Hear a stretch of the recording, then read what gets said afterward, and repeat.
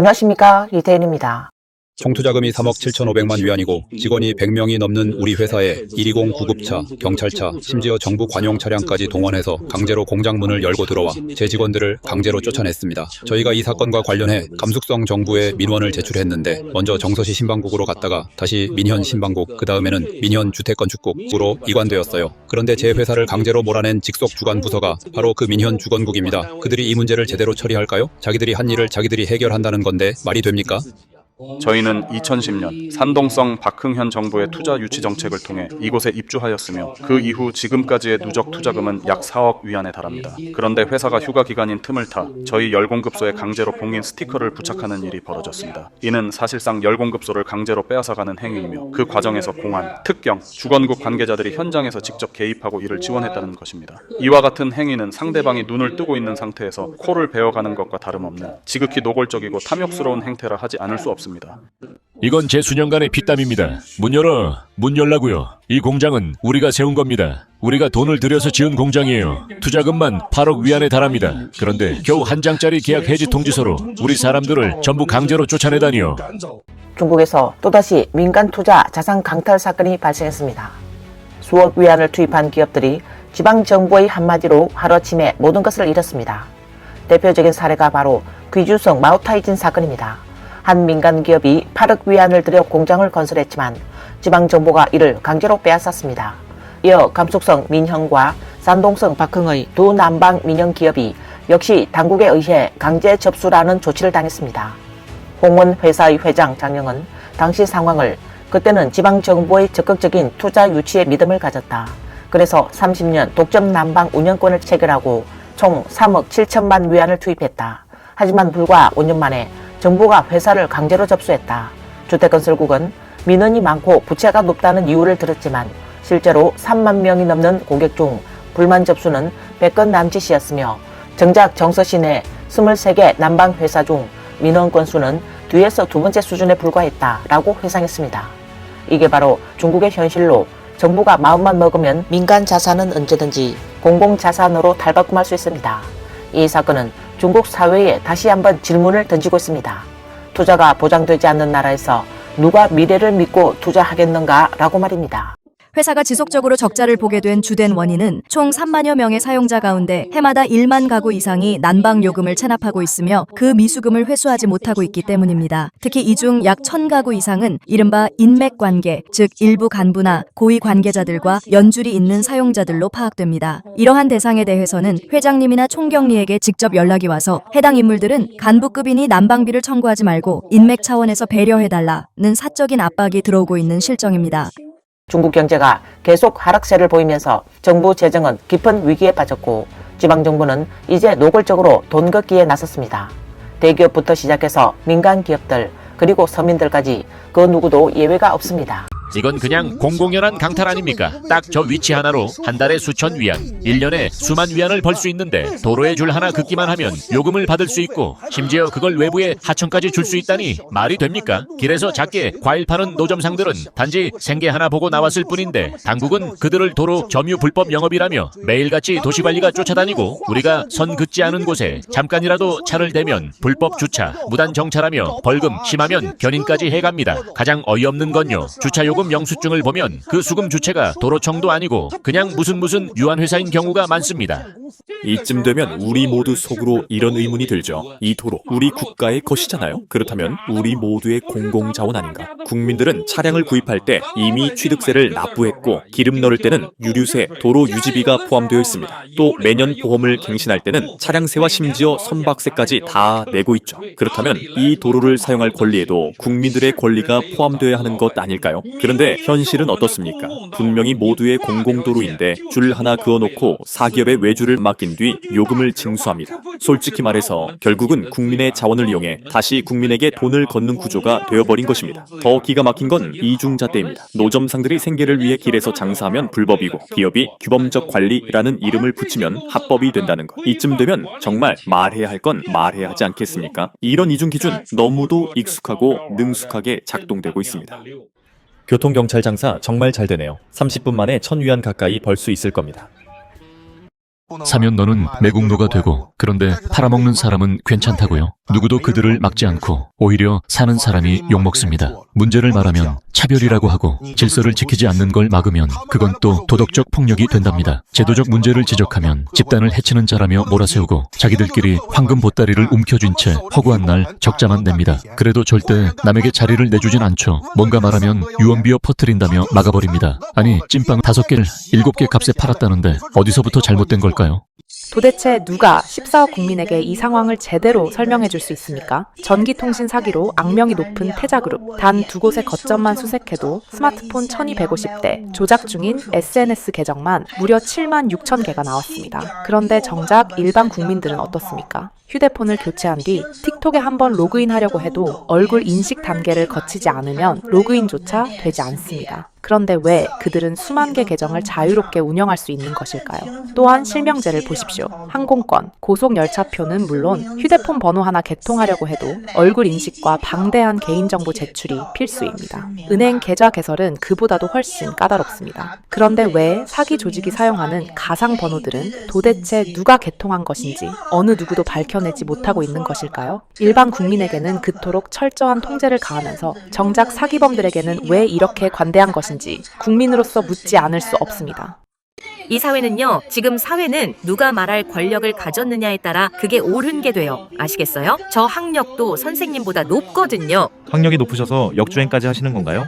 선생님 석사까지 하셨어요? 저희 집에 BMW X5 있는 거 모르세요? 그런데도 전 자전거 타는 게 더 좋더라고요. 역주행은 교통법규 위반이란 걸 모르세요? 전 역주행이고 뭐고 신경 안 씁니다. 저 사람이 저를 쳤단 말이에요. 지금 제 남편을 부를 거예요. 남편은 바로 이 건물 위에 있어요. 곧 내려올 건데 그땐 선생님도 각오하세요. 그리고요, 선생님이 아무리 학력이 높다고 해도 저보단 낮아요. 아셨죠? 아 그렇군요. 정말 학력 높으시네요. 제가 211, 985 대학 다닐 때 선생님은 기저귀 차고 계셨을지도 모릅니다. 학력은 국민을 위해 쓰는 것이지 자신을 뽐내고 남을 무시하려고 있는 게 아닙니다. 보상할 준비나 하시죠. 이 영상을 보고 정말 크게 느꼈습니다. 학력과 인성은 정말 아무런 상관이 없다는 걸요. 그렇게 강조하던 211, 985 같은 명문대 출신이라지만 입만 열면 막말과 욕설이 쏟아지는 모습을 보니 과연 그 훌륭하다는 대학에서 길러낸 사람이 맞는지 되묻게 되더군요. 그리고 영상 속 여성의 말 중 한마디가 깊이 마음에 남았습니다. 지금 사회는 누가 말할 권력을 가졌느냐에 따라 그 말이 곧 옳은 게 되어버려요. 이 말 그냥 스쳐들을 게 아니라고 생각합니다. 곱씹어보면 참 뼈 있는 말이고 지금의 현실을 너무나 잘 반영하고 있습니다. 요즘 사회 분위기 정말 많이 변한 것 같습니다. 어제 조카와 함께 고속열차를 탔는데요. 한 20대 초반쯤 되어 보이는 여성분이 무거운 짐을 들고 짐칸에 올리려 하시더라고요. 짐이 꽤 묵직해 보여서 제 조카가 바로 가서 도와드렸습니다. 짐 안에 뭐가 들었는지는 몰라도 조카가 들기에도 힘겨워 보일 정도였어요. 그래도 조심스럽게 다 올려드렸죠. 그런데 그 여성분이요, 감사합니다 라는 말은커녕 고개조차 들지 않고 아무 표정 없이 자리에 앉아버리시더라고요. 그 무표정한 얼굴이 뭐랄까, 마치 조카를 그럴 수도 있는 사람 혹은 당연히 도와줘야 하는 사람처럼 여기는 듯 했습니다. 한 여성 블로그는 지금 중국 사회의 사람들은 점점 더 냉담해지고 있습니다. 선의로 도와주는 일조차 당연한 일로 여겨지고 감사할 줄 모르는 풍조가 만연해졌습니다. 그러나 그녀는 감사함의 교육은 본래 중국 고대의 근본이었습니다. 고대의 시경에는 나를 낳고 길러준 부모의 수고스러움에 애절하게 감사해야 한다. 복숭아를 받았으면 자두라도 보답하라 라는 구절이 있습니다. 또 논어에서는 조상을 공경하고 죽은 이를 추모해야 백성의 덕이 두터워진다 라고 가르쳤습니다. 결초 현안의 고사처럼 은혜에 반드시 보답해야 한다는 믿음은 시대와 세대를 넘어 전해 내려온 도덕의 근간이었습니다. 하지만 중공이 정권을 찬탈한 지난 70여 년간 그 뿌리 깊은 전통은 체계적으로 파괴되었습니다. 하늘과 조상에 대한 경외심, 감사와 보온의 윤리는 정치 선정과 무신론 교육 속에 사라져버렸습니다. 그 결과 중국 사회는 지금 도덕 몰락의 시대, 감사의 언어를 잃어버린 세대로 전락했습니다. 그 후엔 어떻게 됐냐고요? 그 여자분이 먼저 내리려 했고 제 조카가 또 도와주려고 자리에서 일어났어요. 저는 바로 손으로 눌러 앉혔습니다. 그리고 그 여자 앞에서 조카에게 이렇게 말했어요. 아무한테나 무턱대고 친절 베풀지 마라. 네가 보기엔 네가 모범 청년 뇌풍인 줄 알겠지만 상대는 너 보고 자기한테 관심 있는 줄로 착각할 수도 있어. 그리고 실제로 그 자리에 있던 다른 사람들 중 아무도 그 여자 돕지 않았습니다. 결국 그 여자는 혼자 짐을 내렸는데 내리다가 그 짐이 자기한테 떨어질 뻔했어요. 그럼에도 주변 사람들 끝까지 누구 하나 도와주지 않았습니다. 장사 열심히 하고 있는데 정말 이게 뭡니까? 이런 상황에서 제가 어떻게 살아가라는 건가요? 우리 허난 사람들 정말 너무 힘듭니다. 사기꾼 손에 있는 돈은 동결하지 않고 그 돈이 서민 통장에 들어오기만 하면은 바로 동결해버려요. 혹시 여러분 최근에 들어보셨나요? 우리 허난에 어떤 아주머니가 곡식 백단을 팔고 28만 위안을 받았습니다. 원래는 정말 기뻐했죠. 그런데 어땠게요? 돈이 통장에 들어오자마자 바로 동결됐습니다. 이유가 뭔지 아세요? 사기꾼의 범죄 수익이라나 뭐라나 솔직히 말해서요. 이미 그 돈이 사기 자금인 걸 알고 있었다면 왜 애초에 사기꾼 손에 있을 때는 안 막았습니까? 왜 꼭 그 돈이 서민들 손에 들어오고 나서야 뒤늦게 동결합니까? 그 사이에 사기꾼이 돈을 쓰는 건 그냥 놔두고 말이죠. 이런 곳에서 사람이 살 수나 있겠습니까? 여기 보세요. 이게 바로 탄광이에요. 옆에 있는 주택들 보이시죠? 이런 상태입니다. 매일 밤 들려오는 저주파 소음 때문에 주변 주민들은 잠도 제대로 못 자고 머리가 깨질 듯 아프다고 합니다. 그리고 이 집 안쪽 한번 보세요. 냄새가 지독해서 숨이 막힐 지경입니다. 커튼은 시커멓게 곰팡이가 피어있고 바닥이며 벽이며 온통 축축하고 눅눅합니다. 맞아요. 바로 맞은편이 전부 탄광이에요. 게다가 길바닥은 온통 시커먼 석탄가루로 뒤덮여 있습니다. 이게 과연 사람이 살아야 할 환경입니까? 이 블로그는 귀주성 필절시 다방현 봉산양 점자촌 일대에서는 집 문이나 창문을 닫지 않고 단 하루만 지내도 바닥과 책상, 심지어 침대 머리맡까지 시커먼 석탄가루가 수북이 쌓입니다. 라고 말했습니다. 그는 이렇게 눅눅하고 지저분하고 하루 24시간 내내 소음으로 가득 찬 환경에서 사람이 도대체 어떻게 살아갈 수 있겠습니까? 라고 되물었습니다. 이게 다 뭡니까? 이거 전부 제 진료 기록이에요. 이렇게 두꺼워요? 책 한 권이네요. 충칭 전역을 다니면서 진료받은 거예요.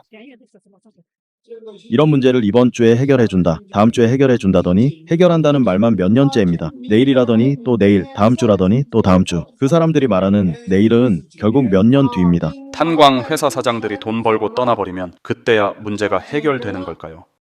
강소성 단양의 한 노후 주택단지가 당국의 부실한 관리 속에 갑자기 붕괴되었습니다.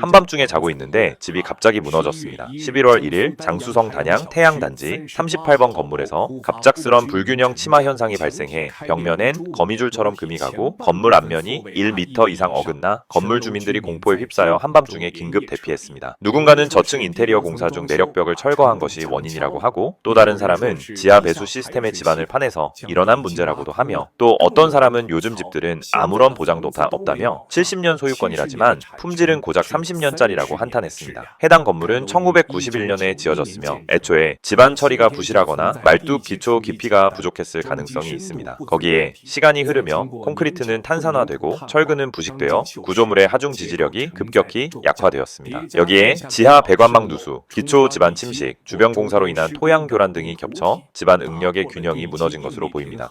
언젠가 전쟁이 일어나고 조국이 저를 필요로 하게 된다면 제 전 재산이라도 기꺼이 바칠 수 있습니다. 그러나 지금 이 순간 애국심을 내세워 저를 협박하지는 말아주십시오. 물건을 사는 것이 애국이고 조금이라도 의문을 제기하거나 따지면 매국노 취급을 받아야 합니까? 당신이 과연 무슨 자격으로 국가를 대표합니까? 한번 상해 테슬라 공장을 보십시오. 그곳에선 말단 노동자조차 연봉 17개월치, 가족 전체를 아우르는 의료보험 혜택을 받습니다. 하지만 늘 애국을 앞세우는 일부 기업들은 어떻습니까? 정규직도 아닌 외주 파견직으로 인력을 쓰고 근로 환경은 열악하며 사고가 나면 가장 먼저 책임을 회피합니다. 복지 좋은 기업을 보면 질투심에 고자질이나 하며 깎아내리기 바쁘죠. 도대체 누가 진짜 매국노입니까? 이 블로그는 분노 섞인 목소리로 도대체 왜 다른 기업들이 좋은 대우를 제공하면 일부 사람들은 오히려 왜 고발하는가? 도대체 누가 매국노인가? 라고 말했습니다.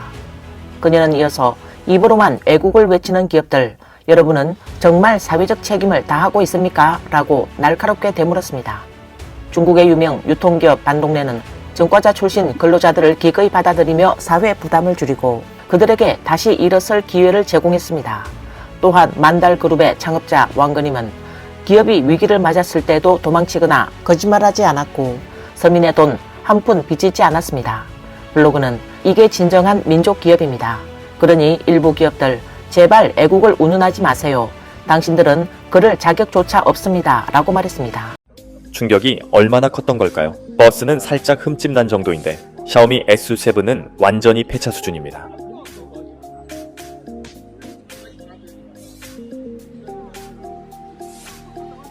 운전할 땐 조심하세요. 샤오미가 또 중앙 녹지대에 올라갔네요.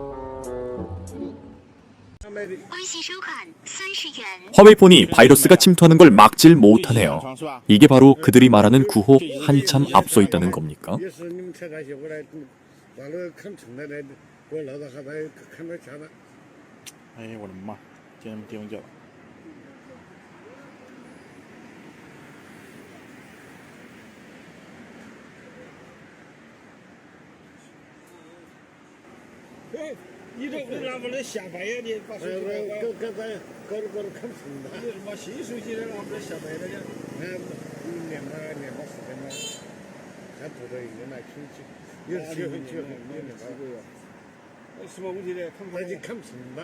오늘 뉴스는 여기까지입니다.